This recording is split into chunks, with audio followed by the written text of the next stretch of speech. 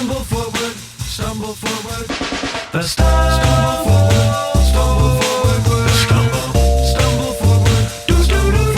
The stumble forward, stumble forward. The stumble. I'd like to welcome Cliff Cardinal to The Stumble Forward. Cliff is an award-winning playwright and actor, most noted for his one-man shows Stitch, Huff, Cliff Cardinal's CBC special, and As You Like It, or The Land Acknowledgement.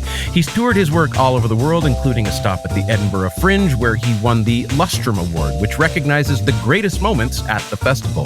The Globe and Mail named him as a Canadian cultural icon in 2022. Cliff has also released 3 albums with his band, the Skylarks, and I'm honored to be able to chat with him today. Welcome, Cliff Cardinal. Hey, I'm honored too, man. Thank you very much. Oh, bless you. How are you? I'm fantastic. Well, I mean, it's an interesting time because everything's really going well professionally, but my personal life is sort of falling apart. As you see, I'm living in a basement apartment in Scarborough alone. So, you know, as good as it gets, that's also as bad as it is. Interesting. Have you ever had that? Like yesterday. Sorry, let me keep going. Please. Yesterday, I got word from a publisher who's interested in publishing my novel. I was so happy. It was the best day ever. But also, the toilet overflowed, and I had sewage running down the hall. So I was, it's all at once. You get it all at once. I'm sorry that this is happening. I didn't know this. I didn't know any of this because I know you were in a long-term thing and you had a dog and the whole thing. And now, so what's? But is this just the life of the artist? How do these things materialize? Oh yeah, let's say it's the life of the artist. Yeah, crazy, hey. Well, the things that made me successful on the stage, which is a disagreeable temperament, an ego, a headstrong thing. They're not things that make me successful in a relationship. Interesting. Because that's the real you up there. That's the free version of me. That's the. But they're all real versions, Well, we're already in some ways out of order for where. Let's talk about you on stage because I've been thinking a little bit about. I watched this documentary that's on Netflix, I think, that is about Sylvester Stallone. And Sylvester Stallone, it turns out, he invented Rocky, and Rocky is kind of him, and his voice is very, very. It's represented very strongly when Sylvester Stallone writes for Rocky and then plays Rocky, and his acting is somewhat less transferable because when you put the words of another writer in his mouth, we don't believe it in the same kind of way that we believe when he is acting his own words. And I felt that in the interviews I was listening to of yours, as well as having seen some of your work, I wonder, are you also in that category a little bit, which is not to detract at all from your skills as an actor, but are you that type of person who needs to put your own words in your mouth so that you can be that free and honest person on stage that you just described? Well, acting happens to you. You get chosen by the gods and the patrons and the directors, and they don't choose me. So I don't know. I don't really hire out. I've done maybe one acting job for somebody else in the last 10 years. And not that I wouldn't want to, but at the same time, I wouldn't really want to. It's the carefree life of an actor is one of the best lives you can have. It's so much fun. It's relaxed. It's not all on you. But in terms of being creatively fulfilled, I seem to need to say it myself. This makes sense to me, and makes sense that you want to continue to have your voice sort of transferred over to your work in your songwriting, and you're writing a novel. Is that right? Or you've released novels? I couldn't find this information on the internet in the way that I hoped. No, I'm writing a novel. I've been working on it for 10 years. Must be difficult. And we've finally got some interest. Oh, it's impossible. A serious publishable work of fiction, it's like a lunar launch. It is so difficult. Like a lunar launch, huh? Yeah. I saw you on stage doing the Land Acknowledgement here in Peterborough, and you had initially called it, you had the bait and switch title, I guess is how you've referred to it. as That's well put. Well put. As You Like It. And I think it was As You Like It in Peterborough when I saw it. And it was quite a wonderful surprise. I guess when I see you on stage, you twinkle with a particular twinkly look. You're precocious. We know that you're a cheeky. Everything you've just sort of said is who you are. Like, what did I write down here? I said that twinkly, precocious, lovable brat is what we see on stage. Am I perceiving, is that offensive to say that? Well, no, it feels like acting because there are techniques there. It's a Buffon technique where I'm smiling at you and saying acidic things. But, deep down, like, there is an innocence in all of us. And so the fake smile becomes sort of like, a springboard for that part to share with the audience. But yeah, I want to start trouble. I'm an anarchist, Yeah, we feel that, which is interesting because I feel we've moved into a universe in the arts that I feel that all of a sudden to offend this is something that somehow feels like it's been taken off the table. Like audiences all of a sudden don't want to be offended, whereas offending an audience in some ways was one of my primary goals for so many years. And then somehow the environment changed very quickly, and now seeking to offend or offending by accident, it really has horrible consequences. It's offending by accident. Yeah, it's really tough. Uncomfortable is good. Yeah, that's something that we can still sell, but offending people, it's you want to get away with it. You want to make them laugh. I always found to say that terrible thing, but make everybody go, ha ha ha. That's the exciting thing. But yeah, I agree. I think I found the same thing where I grew up enjoying punk rock and seeing those shows, and then I go up and try my own punk rock stuff, and like sometimes it doesn't go so well. Or in the As You Like It, I did shows where no one laughed.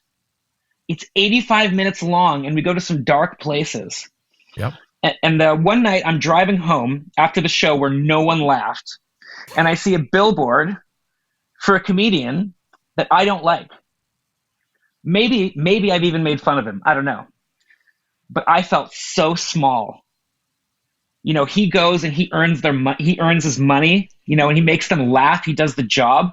And I couldn't make anybody laugh that night. It's a very humbling experience. And I know that it's really not offending everybody that I want to do. I want to be loved. Isn't that sad? It's not that sad. I guess so. We all want to be loved. But yeah, but I'm not going to go and buy them things and show them nice things to do that. I'm still going to do the show that I want to do because, well, I love myself. This is very fascinating to me because I'm just going on the Peterborough performance because I feel like even though I saw Huff on a video and I saw the CBC special on a video, I've seen you in real life in Peterborough doing the Land Acknowledgement show. And what you're putting on stage is a real smorgasbord of like potential reactive outcomes for the audience because you've already tricked us with the title, which I loved. But I'm an artist and I'm interested in being manipulated by somebody who is great like you. So like I am sort of like, yeah, I'm a malleable thing. Being offended is not a thing. It's not a real emotion like offense. Like this whole thing is like where our culture now is so obsessed with this offense. I don't think it really channels as a true emotion. It's not anger. It's not sadness. Like it's something you choose. And I've always thought, well, you could just choose not to be offended. Like this is your choice, I think. But so you're on stage and it's a very perplexing situation for the audience to be in because you're giving us a lot of information, a lot of emotional information. And in some ways, us luckless audience members have to choose. Well, am I going to laugh or cry at this? Am I going to be sad or angry at this? Because you are giving us very complicated information to distill, which is, to me, true fucking artistry. This is why you're being called a cultural icon. This is why you're creating moments at, world-renowned fringe festivals for being one of the highlights of the week or 2 weeks, because you're giving us something that not everybody's going to have the courage to stand on stage and risk not having an audience laugh for 85 minutes just because you're going to hit us with something that we may find emotionally confusing. Oh my gosh, they yelled at me in New York City. I had 35 people just screaming from all walks of life, from the Upper East Side and the people who just got out of prison. They were all yelling at me. And I found out that when you get booed off the stage, you're supposed to leave. But there I was standing there going for it and, holding my ground. We got through the show, but for sure, it's very confrontational. A lot of times that happens. And usually when someone gets up and starts a fight with me, it relaxes people. They go, oh, right, that's why. That argument is why he's doing this.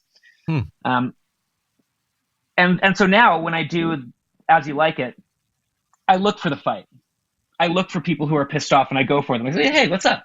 How you doing? You enjoying the show? And then we're having it and we can sort of get over that part of it.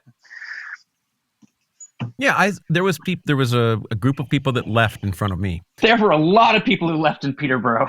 Yeah, I think there was a moment in the show where you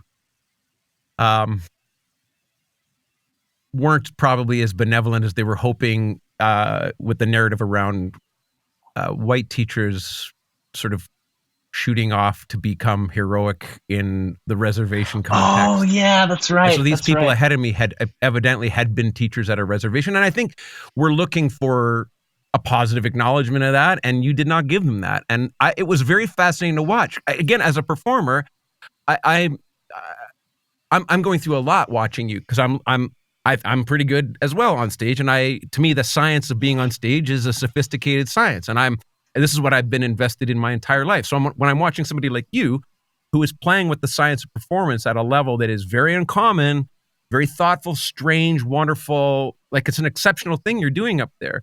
So I am very interested, just from the science of the performance, to watch what is happening. Because these people, they got up, and at first they were going to shout at you.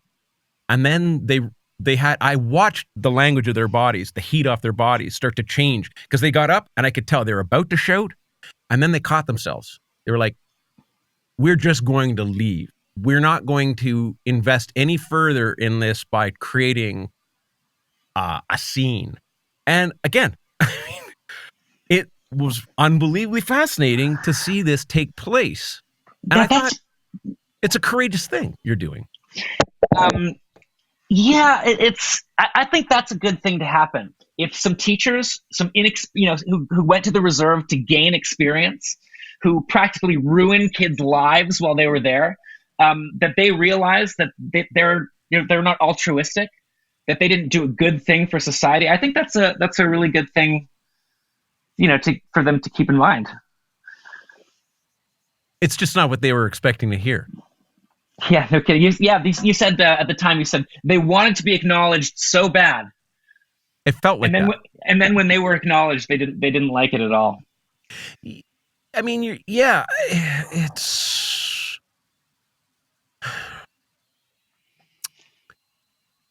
They probably didn't buy a book after. They probably didn't buy the book after. Yeah, my guess is they didn't visit the merch table on the way out. Let's just chat here for a second about you starting out as a writer. Now, you went to the National Theatre School, is that right? Yeah, I was older. I was, about 30, a little before 30 when I went to theater school. But yeah, I studied playwriting at the National Theatre School. Thank you for asking. No one asks about my education.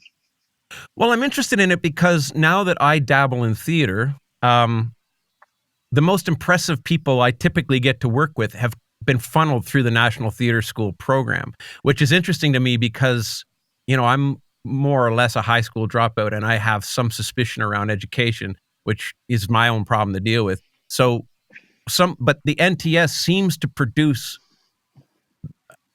artists with an authenticity that is undeniable, and their power, it's like they go off into the world and they start doing truly great things. I'm just curious about that experience. Like, what is going on in that school that is creating so many important people? I think it's the prestige where the top people go into it. Any theater school can develop an actor. They're all great programs. There are people who work at the NTS and they go and work at the University of Windsor or the U of A. U of A is another great program. But it seems that the people who get into the school are already really good. So they have just the admission process is very strict and or well governed, I guess. Is that how it is? So you're not getting sort of average talents in through the door. They're only and it's not a huge amount of people they are accepted on the annual in their annual uptake. Is that right? 12 actors, two playwrights. Yeah, that's incredibly intense.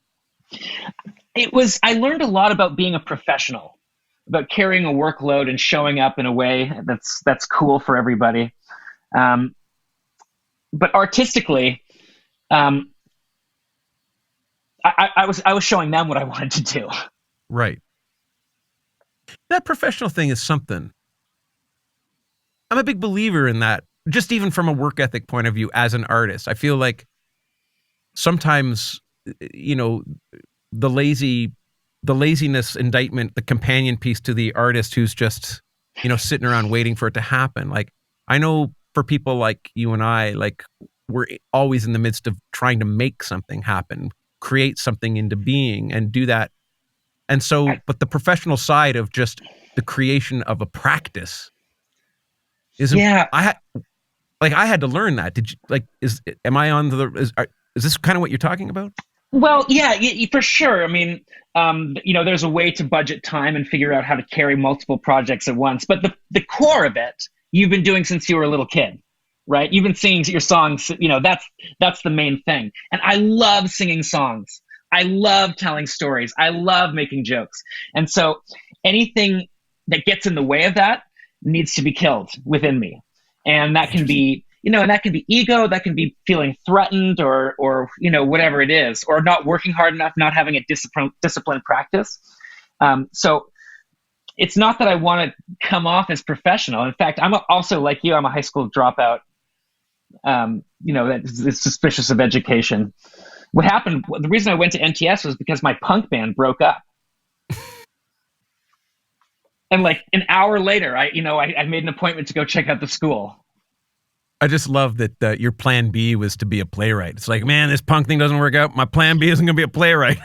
It was always both things. I was listening to you and Ron Sexsmith talk the other day about going into the same territory and I don't do that, or worrying that you're never going to come up with something that great again. Yeah. It never occurs to me because I travel. I'm multidisciplinary. I'm multicultural. I'm always moving to the next thing. My exploration is necessarily shallow from a technical perspective because your life is only long enough to get good at one thing, and I do so many.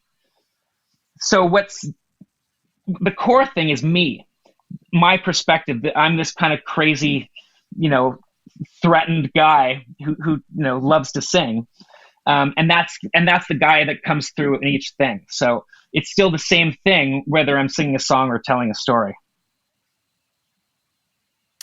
Being on the inside of theater, like I said, I've sort of been not dabbling. I've done some real work in theater. Yeah, you have you and Torkel. Oh, yeah, well, thanks. And all of a sudden, I feel invested in the idea of, this is going to sound totally ridiculous, but saving theater. Not like it needs saving. I'm just interested in the fact that something as ancient as the Greeks, this idea that after dinner, we all want to belly up to a good story and watch some actors tell us something, eternal. And so we are all still finishing dinner and going to Netflix and watching a story. It's just that have our imaginations softened so much that we can't suspend disbelief and go watch stories being told in the theater. I'm trying to understand how we get the connection to people that your want to watch a story after dinner on Netflix is the same thing as going to the theater after a dinner out. Why is there a disconnect? How can we create and reconnect the idea that this population should be interested in theater? Because fundamentally, we're still interested in theater. Yeah, I think an interesting, theater does need to be saved. I think part of the problem is that we are toiling in a 2,000-year-old dead medium in English. Right. We are far out from anything relevant. And so what happens a lot is that these shitty shows get programmed over and over again. Yeah. Like, if you're going to have a burger, are you going to have fucking whatever Al's over there? Or are you going to have, there it is, McDonald's, right? You know it, you love it. And so, what are you going to go when you go to the theater? Are you going to see Cliff Cardinal's Huff about kids who abuse solvents? Or are you going to see King Lear? And for a lot of people, it's really easy. So this thing gets perpetuated. Now, that being said, like, my friend Chris is the guy who helps me do this show. So he loves that stuff, and his shows are very exciting. It's not like, Shakespeare and Shaw are bad. But for sure, there's a lot of, it's safe. Actors want to get that job where they work for 9 months or whatever, and they come back next year and they have it all together. And an artist, that's not the thing. We need to travel. We're heading to the top of the mountain. We need to lose track of the shore behind us before we see the next thing. And so there's something about us that's unpredictable, that doesn't mind the consequence, or is afraid if there's no consequence. I mean, I'm with you. To me, this is where I want to be at all times. I mean, as much as I seek comfort, I'm a 49-year-old, male who loves a comfy bed and all these things that I've sort of, that all my softness starts to reveal. But at the end of the day, from my artist perspective, everything you're saying is exactly what I'm seeking to do. Even believing that I'm still going to make the greatest thing I've ever made is still on the table for me. So it's very fascinating to hear you talk about this stuff, because again, you as a performer, it's a very unique thing that you're doing. And also what you had said earlier about the actor requiring to be hired. This dawned on me when I was working at Soul Pepper. You were at Soul Pepper, yeah. And we were just building, maybe I told you this story. Did I already tell you this story? No, I just knew you were there. We were at Soul Pepper just in a sort of a final sheen, a week of just rubbing, sheening and all that stuff. And there was an audition happening, and I saw a lot of very handsome young men in a lineup, and they all had strong jaws and like looked classically handsome. Like, wow, this is a devastating lineup. I wonder what they're, and I overheard them talking about that since Warhorse was running in Toronto, that had taken a lot of the strong-jawed, hot-looking boys off the market, that there was some sense that they could have a better chance of getting this part because some of the competition had been taken out of the way. And it hit me very hard because from my perspective, I've always written for my voice as a songwriter. It seems natural. Yeah, there's no other Huxley Workman. That's right. And so I just kept thinking, it's hard for me to listen to this as an artist. I feel for these people because I think, and then I'll just say this one further, and this is not to big myself up. I'm here to interview you, but I will say that people who had seen me on stage doing my show, my theater show, were like, wow, you really, and actors in particular, wow, you really command the audience. How do you do that? And I was like, I do it because I've been performing so often that I'm deep into the science of performing. And if I'm not given a performance opportunity, that doesn't matter to me. I'll create a performance opportunity. I'll continue to practice my craft. I don't need to be hired. This is not an indictment on the system that people are playing in. I'm just saying that when you create your own work for yourself, your ability to work and get into the rhythm of creating creating a career, of becoming deeper in that performance modality, like the idea of waiting around to be hired is hard for me to understand. Not for me, no. I mean, I watched my mom do that for 30 years. Wow, right. I can't do it myself. But the artist has to cut through. We're breaking through and we're bringing our work to the audience, whereas the actor is kind of trying to fit in. And they, so, and God bless actors. A great actor makes the world a better place. 100%. It's just wonderful to have them. And I wanted to be an actor. I thought I was going to be a movie star. I thought I was going to be a movie star and a rock star. And the movie star thing never happened. I'm still playing in the band though. That's cool. I mean, there's still time. And again, I don't want to sound like I'm begrudging of actors. I too love actors. And now that I see what they do, especially theater actors, like when I see the services they provide and they do it with a smile the entire day, even the day where they're standing just for a lighting day and all of this stuff. I think, good Lord, I would have even said to somebody that I'm an actor, but I'm not an actor. Like, because what real actors do is not something I can do. When I was doing The God That Comes, I had to get drunk to do that show. That wasn't acting. That was just a drunk version of me on stage. That's what I look like when I'm drunk, you know? So I'm not an actor. I just observe actors by being in the theater and see that we're different animals, and I prioritize things differently. And you got the tools. You got some toolkits for acting. You can act.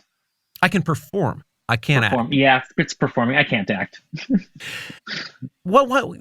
You and I recognize there's a distinction there, though, correct? Absolutely. Performing and acting? Yeah, absolutely. So what is it? I don't think I've ever crystallized or unpacked that. I've dealt with, I think part of it is narcissistic trauma that makes, and not fitting into it. Like I've experienced so much contempt from authority figures growing up. Like so many times I've walked into a room and they don't want a little brown kid in there. And so I can't sit around and wait for the phone to ring. I can't, to wait for someone to, give me Hamlet. There's no roles out there that's going to showcase me in the way that I need to do it. And but also it's the gift of being able to make something out of nothing. Yeah. Most people can't do that.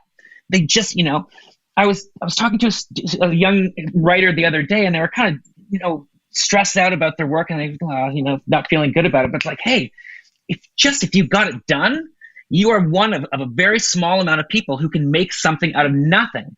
And, they believe like their best work's ahead of them. And I believe it too. That making something out of nothing is a big deal. I feel like, I will be a crass jerk sometimes. And, if I'll say that I don't have ideas, I am ideas. And like what the power of a real artist is actualizing ideas. It's the power of faith. It's the power of anything. Actualizing is everything. People judge us on our actions. We judge ourselves on our intentions. And I think as artists, that's even deeper. Like we go, I have all these ideas. I must be great. And it's like, your greatness is only measured by what you actualize. And I'm grateful that I lived with another artist pal of mine in my earliest years in Toronto. And I got so excited to show him stuff because I respected and loved him so much. His approval was all I needed. So I would half bake a song. He'd go, that's phenomenal. And that song would never be finished. And then we created a pact with one another that we would never show each other anything that was unfinished, because he and I never finished anything that the other guy got excited about, because that was all that we needed. It was like, oh, my genius buddy thinks that I'm brilliant. Great, done. This thing doesn't need to be finished. It doesn't need to go into the public. I've been satisfied. And so this idea of the full work narrative for an artist, to take that idea and then have the respect for that idea and yourself to make it into a sellable object or a sellable thing or a performable thing or a finished work. It's very hard. That part, that's the magic. That's the impressive part, I think, to me. Ideas are not impressive. We all have them. No, yeah, and they're not our ideas either. You think you have this idea, it's not your idea. That idea was floating through, and if it's a good idea, there are 15 people who are circling it at once. Totally. Yeah. So it is the actualization of it. You're right. Yeah. And I'm with you that I feel like I'm a participant with powers higher than myself in most things that I do. Like, I know that if I've been in a flow state with creating, it feels like a partnership. Like, it's not something that I can go and hold necessarily that this was my personal work. I channeled something from the consciousness that I am somehow tuned into being able to channel. I see you on stage and you're channeling. Like that's what it looks like to me. Yeah, that particular thing was, it took me a while to get there, right? Where I'm bringing this script or this thing and it's absolutely my soul, and so if my genius friend goes, that's all right, it's devastating. So eventually I started doing it because I love to do it. And it's not about, you must have moved beyond validation too, right? Not at all. That, since you say that, hey, I love your work, Huxley. You're an amazing performer. I love seeing you. I love seeing you work. Thanks, Cliff. But I mean, I said in an interview the other day that I was so glad to get up and play my last show in Toronto, knowing that there was no critics in the audience, like there would have been back in the day when like print media was a thing. It's no longer a thing, but back in the day when I was like a going concern enough that a journalist could show up, sharpen their knives, and cut me down for sport. That doesn't happen anymore, and it's a glorious thing in some ways to be on stage knowing that there's not going to be any professional quote unquote criticism of what I'm doing. It makes me feel very free and glad to be alive. I do still seek that validation. I think like it hurt. I find criticism still hurts because I'm honestly going after something great here. Like I feel like I'm doing the work, and then just to have some glib so-and-so decide that just for sport, they're going to do this to me because I seem impervious, because I've done this thing, this opaque thing. I've got up on stage and I look like an opaque object that could take a punch or two or take a hit on the chin. And it's like, no. I'm at my most fragile up there. Like that thing looks strong to you because you can't do it. I'm up there offering something fragile because I've figured out a way to do that thing and still be myself. HW, no one thinks of you as fragile. Yeah, it's true. You're right. It does hurt, and I'm sorry that you said it publicly. So now I have to agree publicly that that when you criticize me, it hurts. But no one's that strong that you can just go up and bang on them, and it's going to be okay. It's just the worst to open too early. I just did a show called "Everyone I Love Has a Terrible Fate Befall Them," my new solo. Man, what a great title! We weren't ready when we opened, and so to know that you're on the cusp of something, and by the end it was the best show I'd ever done. But at the beginning, to know that I'm on the cusp of something, but then you see in their eyes this sort of faltering, where they're not grabbing you and saying that was great, for sure. It's like it's a lonely moment. It's a lonely moment to aspire to be perceived as great and to not have that. And so I strive to not want. I strive to release those kinds of concerns. But if you release them too hard, like, what are you going to do? You just sit there? There's something about the fight of being an artist, of creating something, that just draws me. And even though it's going to hurt, even though it's not going to be perfect, I keep doing it. Theater has that thing that I didn't know theater had until I was on the inside of it, which was theater can be a disaster right up till opening night and then can be a disaster on opening night. Theater can be a disaster right up to opening night and then somehow transform and be brilliant and look like there was never a disastrous moment, even though we all saw the show turn into a disaster just the night before in dress rehearsal. Like what happens in theater as it's making its way to the stage is something that I would never have fathomed to see.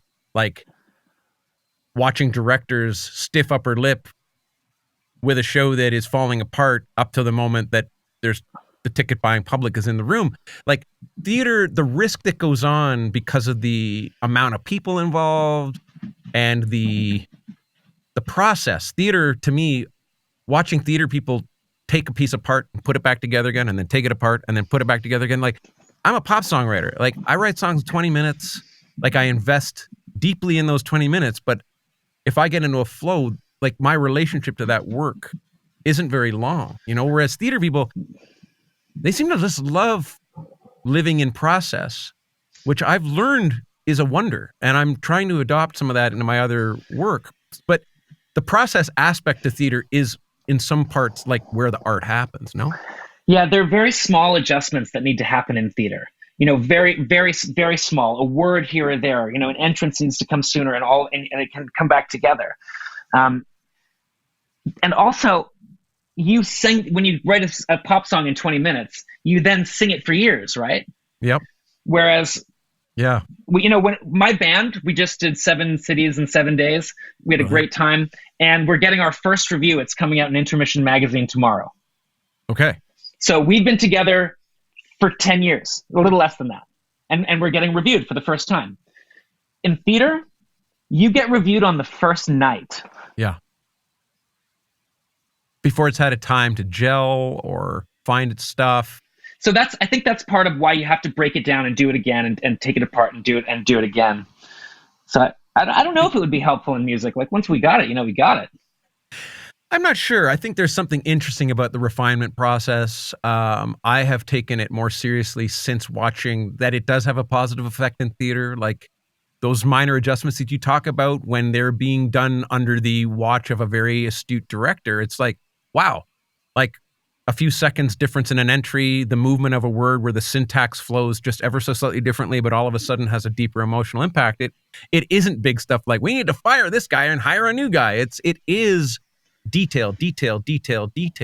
And, quite frankly, when I'm mixing a record, I'm going deeply into detail because I want to show the best parts of what has been recorded. So it's not dissimilar, but the performance side of music really is that rowdy, like, I threw this together and now it's on stage. Now it's in your ears. And you're right. Like my show, The God That Comes, lives in a trunk to possibly never be taken out again.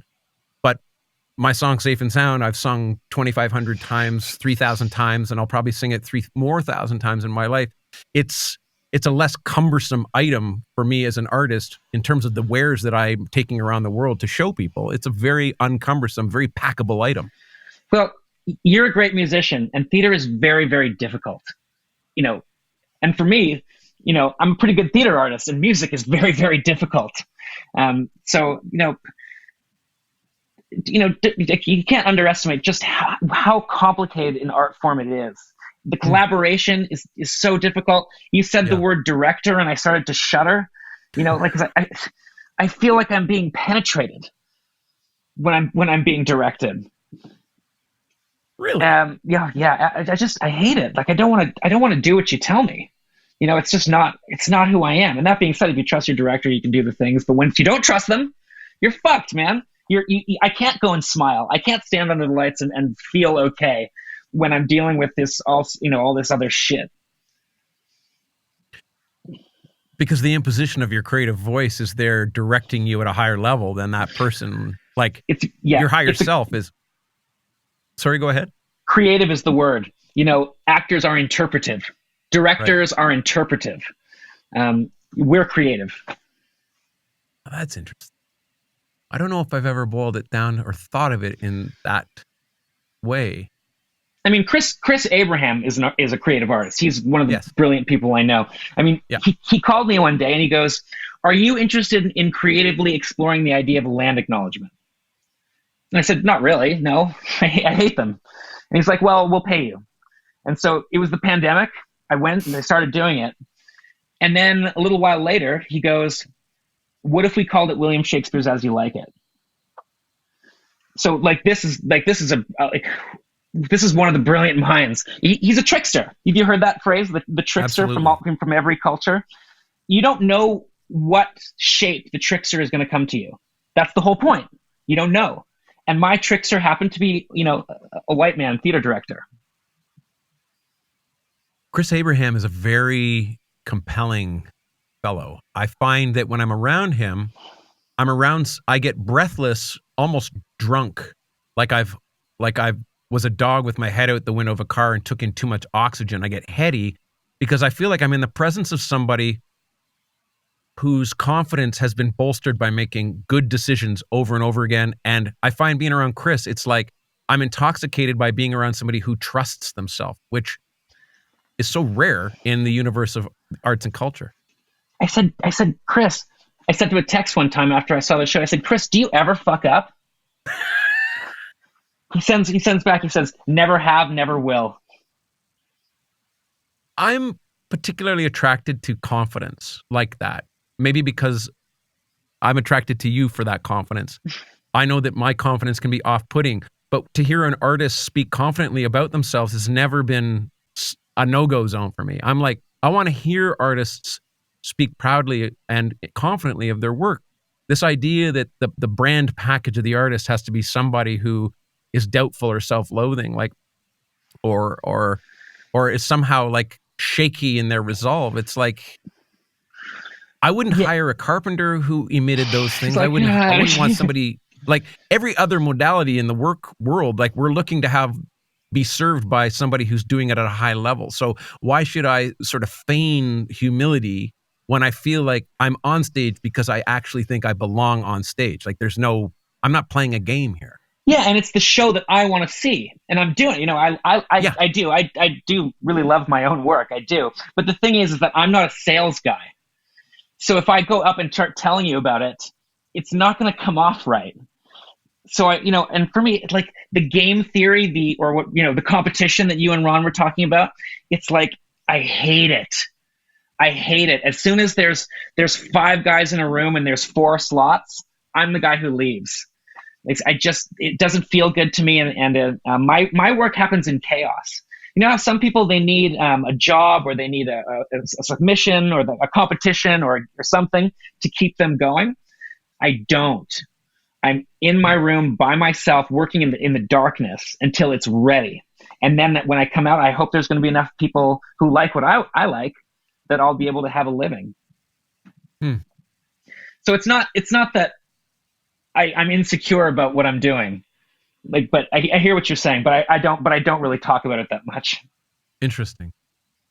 You did something that I know now, again, not to keep going on about how I dabble in theater, but I understand some of the inside of the Canadian theater, and you've done a thing that everybody hopes to do, which is cross over into the Mervish world. How did that happen, and are you able to speak about that experience of kind of moving into the biggest realm in commercial theater in the country? We changed the name to the Land Acknowledgement. From As You Like It. Yeah, and it was much less confrontational. People, they saw me on the poster, they know where they came to see me, and they were ready for that. There were still moments that popped up, but it's nowhere near like lying to everybody. And also, I'm not poor anymore. It happened in one gig. Right. Was there somebody there, like dramaturgically guiding you to make something that was going to be a little bit more prone for a wider audience, or how did that work? How was it less confrontational? Oh, it's just the title. Just the title. Okay. Just the no bait and switch. You were doing you on stage. Nothing changed on that front. Nothing changed. Yeah. And what was the venue again?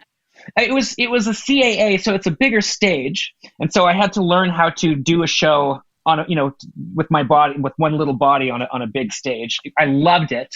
I love a challenge like that. I loved working in that room with 600 people in front of me. Nothing about it feels like it's going to happen again. That really seems like a once in a lifetime, because it's the same thing. I mean, I'm not gonna. If I do something successful, I'm not going to try to go over and recreate that. I'm moving on. That thing you said is like part of the art conundrum of, once you have a success, that success haunts you. It it doesn't haunt you. Not me. I mean, like, I don't keep awards. They're all they're not in my house. A person is only successful at the moment they're doing a successful act. When you go home, it's over. You got to start again. I love that, and I believe what you say to be absolutely true. And I feel like that's fundamental to my ethos. But I wouldn't. You've put it out in a way that feels abrupt, and I'm going to have to process this feeling a bit. But that's just you, and that's the artistry. To me, this is who you are. Like, your nature, your contrarian nature is going to create the questioning that we're not possibly willing to do for ourselves. I don't know. Well, it's partially upbringing. There was never anything solid around me. There was never anything to hold on to. And so things got lost, and it was like I got really used to it. I got really used to everything is going to get lost. There's never going to be anything that you can hold on to. And that's just, that fear, that paranoia is really heavy into how I do it.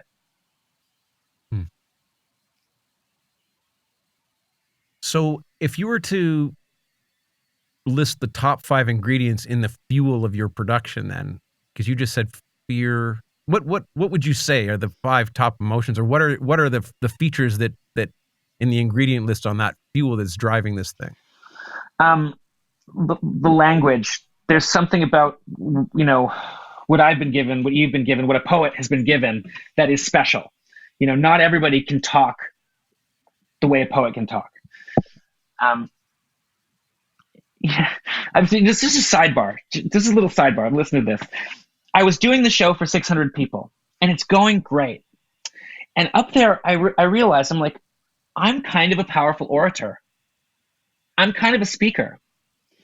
And so I can't get mad at somebody. I can't raise my voice because it's too strong. It's too much. So I have to, mitigate that by staying back and keeping people safe from me. So it's the language. It's not courage. It's bravery. Do you know the difference? No, what I understand, it might not be this might not be true, but what I think of it as is courage is when you know the risks. Bravery is when you don't know the risks, but you do it anyway. And I felt so much hate. I have this is a society who hates Indians. They tried to kill us, and so there's this thing that is just on fire. It's right at the surface all the time, and I'm always ready to go to tell someone to go fuck themselves.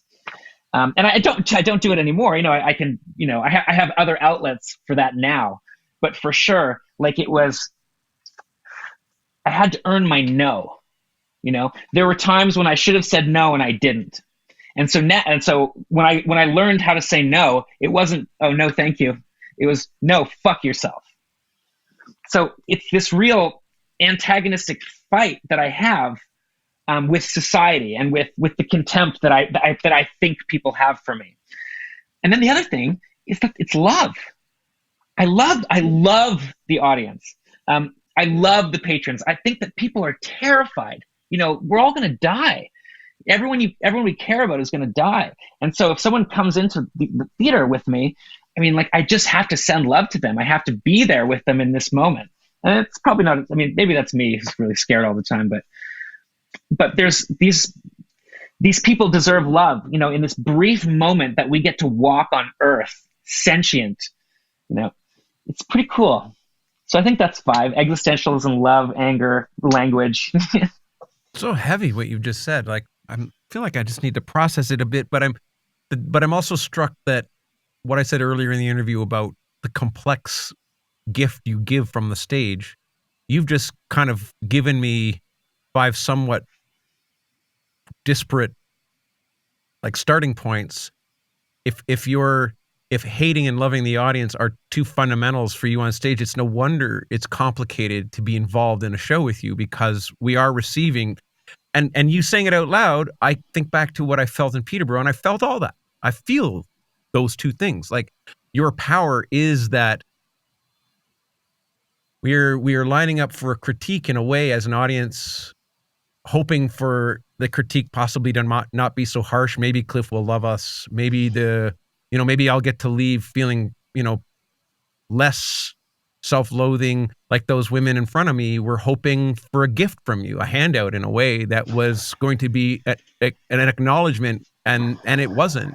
It is complicated what you're doing up there. And it is. And I was hoping it would be a gift too. It is a gift, right? It's a gift. It's supposed to be a gift when we do this. It is a gift if you take yourself and your ego out of the way, which is really hard for an audience, because being in live theater, we're there so rarely that there's a lot of complicated emotions just to get Dad through the door to see theater. Okay, so finally Dad's seeing Come From Away. Okay, well, Dad already doesn't know how to operate in this realm anyway. He's a fish out of water in the experience to begin with. So I feel like within theater, if somebody goes to see 2 plays a year, to me that's a theater lover right there. 2 plays a year. Absolutely. You know what I mean? So you're dealing with people who are in a room they're already nervous to be in, and then you come out on stage fully comfortable in that realm because you've been in that realm your entire life. So you command that room being completely comfortable. You, the animal, that's a room, that's your domain. So we're already starting on the back foot because this guy is ahead of us. His comfort, not only with the complicated emotions about just showing up to this room, but you're about to deluge us with something. Come in. Sorry, hang on. My roommate's knocking on the door. Sure. I'm doing an interview with Huff the Workman. Can we talk later?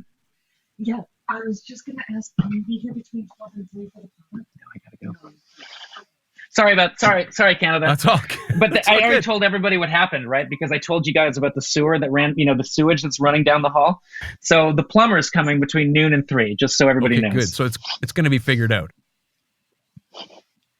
Yeah, it is a gift. Let's go back to this idea as a gift, because I think, we live in a pretty soft cultural world now where, the music, the art we're given is gift wrap. Like there's not much barrier to entry. And so this is why I think I'm interested in you, because artists who create a barrier to entry are in some ways working against their business interests, are working against their ability to get rich or to get famous or whatever. Like by creating difficulty for the audience who already finds it difficult to show up in theater.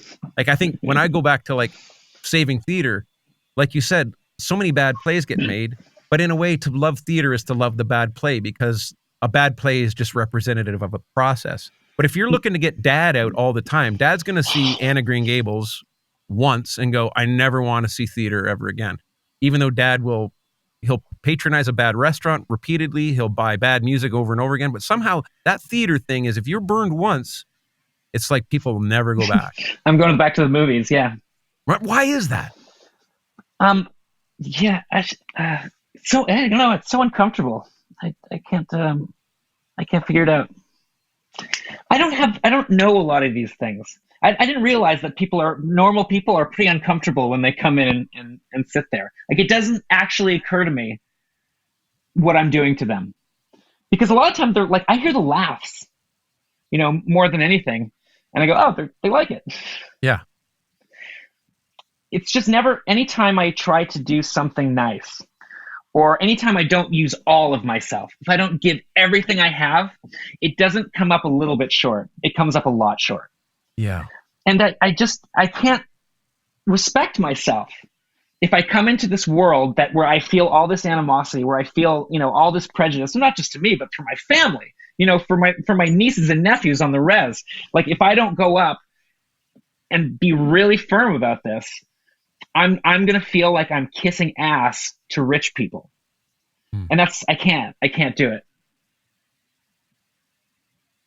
I think I read somewhere that was part of the incentive to name the Land Acknowledgement show after a Shakespeare play, was that you were not going to be preaching to the choir. People were going to be walking through that door not knowing exactly what they were signing up for.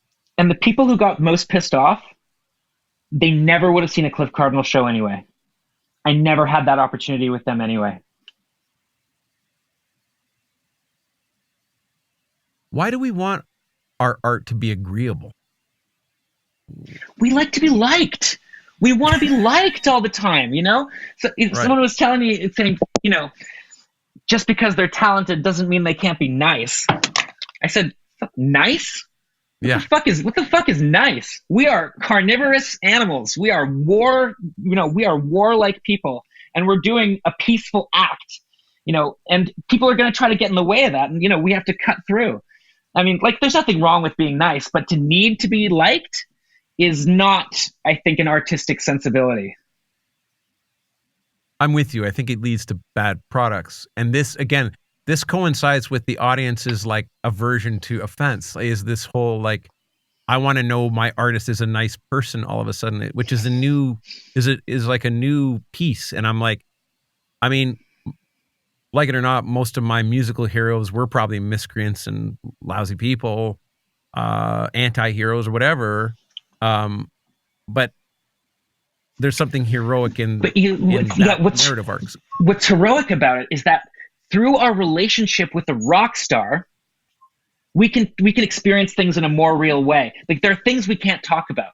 we wouldn't talk about it with our friends, with anybody, but we feel them inside. And when we look at a rock star and we sing that song and we feel that way, we get to feel those things. We get to feel them in a communal way. Being a rock star is very, very generous. A rock star is so generous. And we think, ego, and we think appetite when we think of rock stars, but right. it's something much better than that. Can you go a little bit further? Because I feel you on this, and I love where you're going, and not just because this is sort of a little bit what I do for my day job. I can't watch a Woody Allen movie. Okay. I don't give a shit. I wasn't into it before, and now all I see is that he's a pedophile because I watched the documentary. But I think an artist can have a bad day. Do you think Lou Reed never yelled at anybody? Yeah. It's a character flaw, but we are flawed people. Artists are flawed, and that's the human experience. People think they see Roseanne, Roseanne, TV. She's one of the greatest writers in the history of the medium. And she is so eccentric, but people see her in middle America, they watch the show and they go, "Oh, I'm like Roseanne." That's, I'm tough, I'm funny. I tell it like it is. We are not like Roseanne. That is a far out person, and we want her to be like us. We want this brilliant mind to think like we do. Right. She's not like us. And so for someone who's creating something, for someone who's using their words, who's using their emotions, who's being generous, I give them some space. Interesting. Okay. I love this. It's such a big idea. Why then? Okay, so if we want to see ourselves reflected in our artists, and that means, okay, not only are they brilliant, but they're also nice. That's our ego wanting to be reflected in the artist. That means I'm also great and very likable. Like, is it that social media has broken down the barrier between, look, we're all famous now. Andy Warhol's 15 minutes of fame notion has come true. We're all more or less, the internet has made us accessibly famous. And so now that we're all living the partnership of fame together, I need my artist to be nice because I want to feel nice. Like, again, this is not something I've not written any papers on it. I don't know. I've just watched in a very short amount of time, people now need to know their artists are nice people, which I find very strange. Yeah. If you ever listen to someone come up and talk to you after a show, mm-hmm.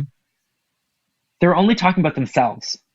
They think they're talking about the work, but really they're talking about themselves reflected in the work. So if someone comes up and calls me an asshole for this or this, they are recognizing themselves and they don't like it. So that's why the only thing that matters to me is what happens in the room.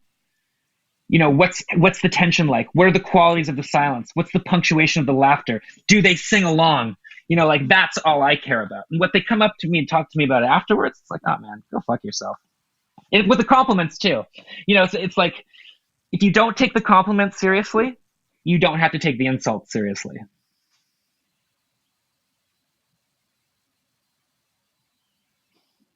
I just think what you're thinking about is dead on. I feel like this is the richness that's indicative of the great artist. These concepts that you're wrestling with, especially as, in our material lives, we get more material and less artistically inclined, and something about what you're saying just feels like a strong antidote to all of this. It's very fascinating. I'm feeling stumped a little bit because I feel like there's been some interesting new content to wrestle with. Again, this science of performance thing, when I started to do My God That Comes show, what was fascinating to me I see performance as a science. I really it's sort of like an artful science that all of a sudden, so now I'm in a room, some of the shows they ran for a month. So I was in the same room for a month. So in my rock and roll life, when I'm trying to figure out why can't I control the audience more every night. So that on a Thursday through Saturday, the audience comes with a few drinks in them. So they're affable bunch. But the Monday to Wednesdays, they're going to be harder to lift off the chair because they're watching what they drink, and they're, Sunday, it could go kind of anyway. But what I found is removing a lot of the external changes, like some of the whatever that's called in the scientific process, the things that change, the variables. So now I'm in the same room. So that huge variable of the change of room night to night goes away. And now I'm in the same room. 30 nights I'm going to be in this one room. And the only thing that's going to change is that audience. Now those nights will change. So a Monday never feels like a Wednesday, and a Wednesday never feels like a Saturday to me on stage. But now what we don't have is big room, small room, comfortable room, warm room, cold room. Now we're in the same room. So I can remove this when I'm trying to figure out how I'm getting inside these people. The room is of no consequence now. So I get to play a deeper scientific role in tweaking now, because the room as a variable has been removed. So the repetition in the same room also is like another way of going to the gym. It's like your dojo all of a sudden, and you are practicing your low blocks and high kicks within the context of a repetition that is comfortable and revealing. Look, I I'm love just how a babbling show out gets loud. tight like that. I love how a show gets tight like that. Me. You know, we did the Edinburgh Fringe. It was 24 days in a row, no days off. And Awesome. fuck, it was tight, man. Like it was right there. And I love that. And you know, we're skilled. You know, it's a science. It's a very difficult game, and we want to win the game. And for us, winning means everybody. You know, we all experience this gift. So I want to have a risky adventure. Like, let's go on a dangerous journey together. But then but I do want us to land. And so, you know, those nights, like, I try to make it Saturday night every time. But you're right. It's, you know, Sundays, you know, a lot of old people show up, and retired people. I mean, I shouldn't have said that. I work in theater where, you know, mostly our audiences are 60 through 80. I've been thinking about that too, because I feel like I'm 49 now, and what I used to prioritize or what I used to prize, like, let's say 20 to 40, is changing now, where I'm looking for human richness in my experiences. I'm looking for the nice sit-down meal with the good conversation. Like, all of a sudden, my material life is less consequential. My interest in what is really truthful about living starts to become clearer and clearer as you get older. This is why I think old people start going back to church. They start seeking some kind of spiritual satisfaction. And I think that's why when I go to theater too, it's like, there's a lot of gray-haired people here. But it's part of our North American narrative at the moment. Like, there doesn't really create space for you to have that spiritual longing. And all of a sudden your kids have left, your house is paid for, and wow, there's a God-shaped hole in me that I want to start to try to figure out what I'm going to do with. And it's like, I'm going to go to theater. I'm going to start endeavoring to involve myself in things that are, you know, emblematic of the richness of the human experience. And it is weird. Like, I'm like, but I didn't go to theater when I was 20 either. Like, I didn't figure out how to be a patron and what it was I was looking for until I was much older, and was like, oh, like, all along I should have been. But my culture never guided me into that. I was in Sicily last year at an opera. It was my second opera. And watching the Italians receive the gift of that opera, they've been marinated in this culture where everybody in that theater knows exactly what their role is to play in that moment. And I felt like, man, these people were taught how to be opera lovers. They were taught about the importance of it, and they were taught how to be in it.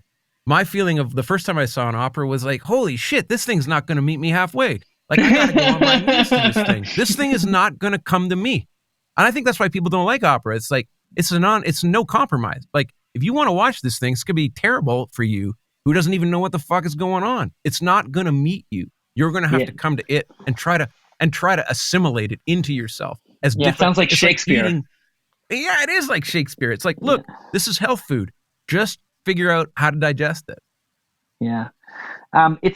The elderly people they're so important to the audience, because, you know, if you're 70, you've been reading a lot longer than me. You know, you've been reading Shakespeare for 50 years, 60 years, right? And so I'm not going to teach you anything. I'm not going to sway you to my politics. You know, you're not going to come out thinking what I think. That's never going to happen. My job is to entertain you. That's all. That's the whole thing. And my way of entertaining is my way. But you can't patronize to people who are elders. You have to deliver a fucking excellent show. Ooh. Never had that thought even. I've never even considered what you just said, but it's so big. I got tears in my eyes. Theater doesn't work. Yeah, theater doesn't work as propaganda. Even if it's really good propaganda, like even if it's really, altruistic stuff, we close our eyes, we get it. Theater's about an argument. We got like, this guy wants this thing, this guy wants the other. Here we go. That's when the scene's working. That conflict and that tension. And so, it's a lot of times they're pretty pissed off at me because they know how to do theater, they know how to go into it, and my shit's pretty fucking off the wall. Cliff, this has been very illuminating. I'm stunned. Me too, man. This has been really fun. I learned a lot today. Me too. I'm so grateful for your benevolence and your openness and your wit and twinkly. The twinkly thing I see on stage is the twinkly thing you've provided for us here in this chat. Man, you've thrown some wicked curveballs here and some beautiful stuff that I'm going to have to metabolize. Well, I'm really grateful for you, Huxley, because one of the things that's happened to me over the last few years is I got to meet you, and you've this kind of wonderful presence that I really value. So thanks for having me on, man. Well, okay, bless you, Cliff. This is wonderful. Good luck with all your future endeavors. I hope that I get to see you at some point again soon. Your best stuff's ahead of you, Huxley. Same to you. The best stuff's ahead of us. That's right. Best stuff's ahead of us. Take care of yourself. Good night, man. Thank you so much. Really appreciate it. Thank you. Good luck with the sewage. The Stumble Forward is an Isadora Media production and is hosted by Huxley Workman and produced by Jennifer Kavanaugh. Be sure to subscribe and follow The Stumble Forward. You can support the podcast at patreon.com/Huxley Workman. Thank you for listening. Stumble forward, the stars.